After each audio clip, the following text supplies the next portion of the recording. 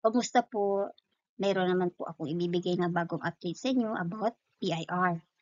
Okay, so sa mga baguhan po dito, this is Eureka's YouTube channel. This channel is mainly all about BIR and other related topic. At kung may gusto naman po kayong discuss natin dito, you can just comment down below. I hope magustuhan nyo itong channel na to and consider subscribing na rin para kayo ay ma-update whenever na may mga bagong katulad dito sa BIR. Okay, so ang aking pong i-discuss for this vlog is about this RMC 27-2024. Inilabas ngayong February lang. And this is all about the updated checklist of the documentary requirements for BIR registration-related frontline services. Okay, so ano-ano ba itong mga to? Ito po yung pinaka-summarize niya. Okay, so ang registration unit ng client support section, isa ito sa pinaka-busy rin na section ng BIR. Dito nag-uumpisa ang lahat. Dito yung mga registration, dating, renewal ng ating mga ina-apply sa BIR. So, okay, although available na po ito ngayon sa website ng BIR, inilabas kahapon lang February 21.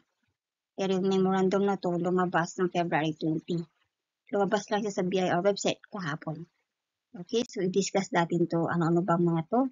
So para makita niyo sa website ng BIR, dun sa inyo pong browser, type niyo lang po yung www.bir.gov.ph, then dito kayo pupunta sa pinaka-homepage ng BIR, and then makikita niyo po dyan sa pinakataas na yan, yung part na yan, nandiyan po yung mga bagong release na memorandum or issuances, advisory, news, and program ng BIR.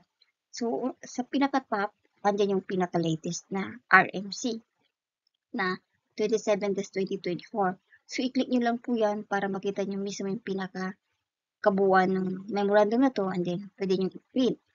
Okay, so meron din siyang annex. So anyway, ito yon. Pag-click nyo po doon, ito na yung lalabas sa inyo, yung Revenue Memorandum Circular number 27-2024. So ayan po yung pinaka-subject matter niya. Ito nga po yung updated checklist of documentary requirements for BIR registration-related frontline services. So lahat ng registration-related frontline services, nandito na po yung mga requirements para pag kayo ay makikipag-transaction sa BIR, hindi na kayo nangangapa kung ano yung mga dapat nyo dalhin. Kasi pagdating nyo dun, kung kulang-kulang ang requirements ninyo, then sorry, hindi mapaprasa inyong application, sayang na lang yung time, yung effort na pagpunta nyo dun. So, this is a good thing na na-release na lang ito ng BIR para at least aware na yung mga taxpayer kung yung dapat nilang dalhin. Okay? So, let us move on. So, ito naman po katabi ng revenue issuances na yan is yung annex. So, Annex CDR. So, CDR stands for the Checklist of Documentary Requirements. Ayan na po yun. May code siya.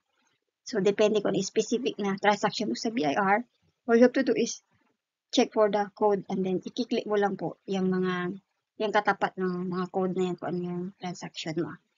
Okay, so for individual na mag-a-apply sa BIR, re-register nila sa sarili as self-employed. Ito po may mga business, mga professional, magpa-practice ng kanilang profession in private, mga agent, broker, mga online seller, o yung mga YouTube creator, yan.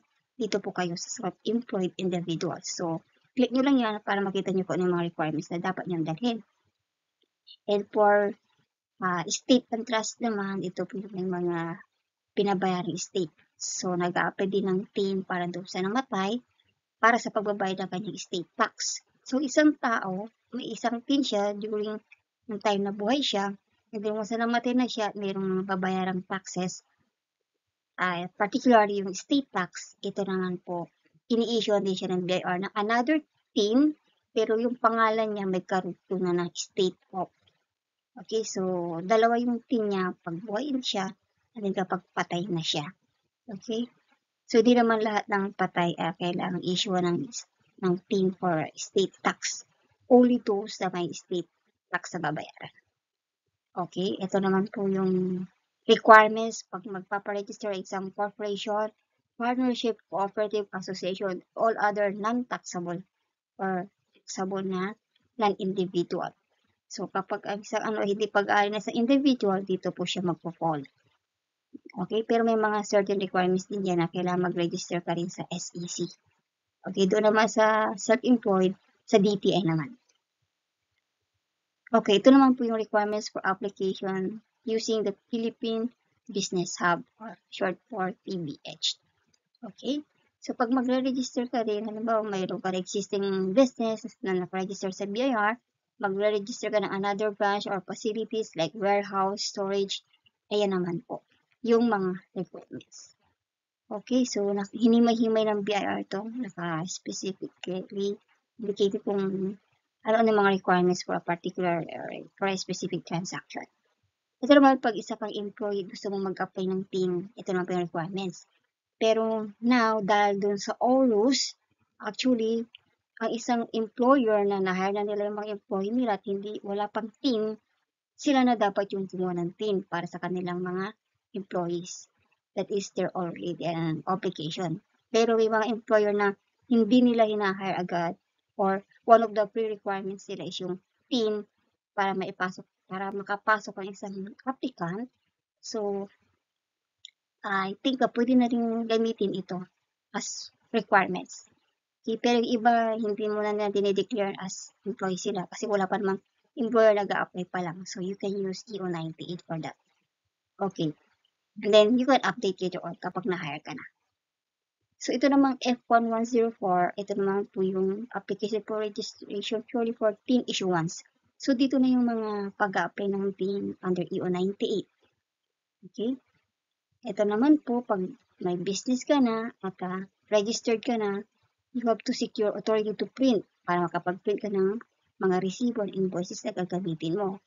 Okay, so ngayon po, napakaigpit na ng BIR about this resibo. Napakalaki ng penalty nila dyan once na mahuli kayo na kayo gumagamit ng unregistered receipt or pag na-tax up kayo, mad na nila kayo na hindi kayo nag-i-issue ng resibo kahit may resibo kayo. Malaking violation yan. So, be careful. Dapat nag-i-issue talaga kayo. Okay, so ang resibo ngayon ay wala ng expiration. Okay? So, doon sa mga na i-print na, tingnan nyo na lang yung date of issuance ng ATP ninyo. Meron tayong memorandum dyan. Machi-check nyo dito sa blog na ito, yung tutorial or yung blog about the receipt validity. Okay? So, ito naman po next, the requirements is for registration of books. Sa ngayon, may ilang BIR na hindi na sila tumatanggap ng manual registration of books, kundi through online na, through ORUS, dahil open na yung system na ORUS para sa classes na ito. So, this is a good thing, mas convenient. I have tried this already at napakaganda niya. Okay? For me to use loose leaf or books and invoices. So, may mga books kasi na hindi siya manual. May mga books na ginagamit yung loose leaf. Okay, so ito naman po yung mga requirements para dyan.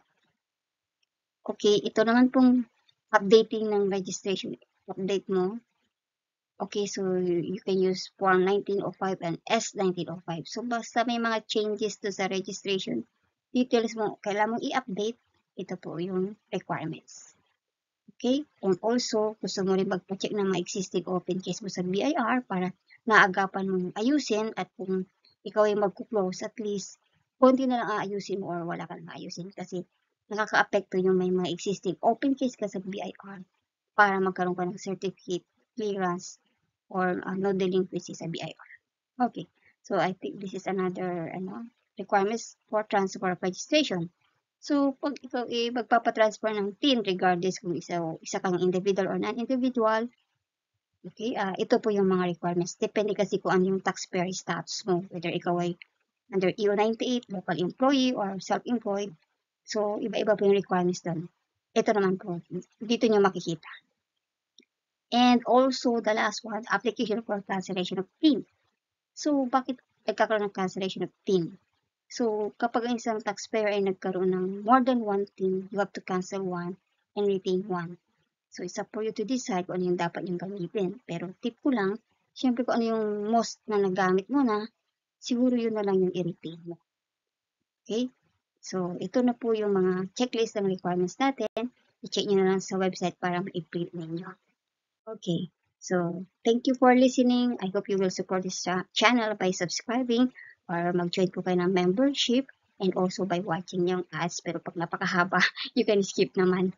So, until then and sa susunod po na vlog ko, makita-kita po ulit sana tayo. God bless.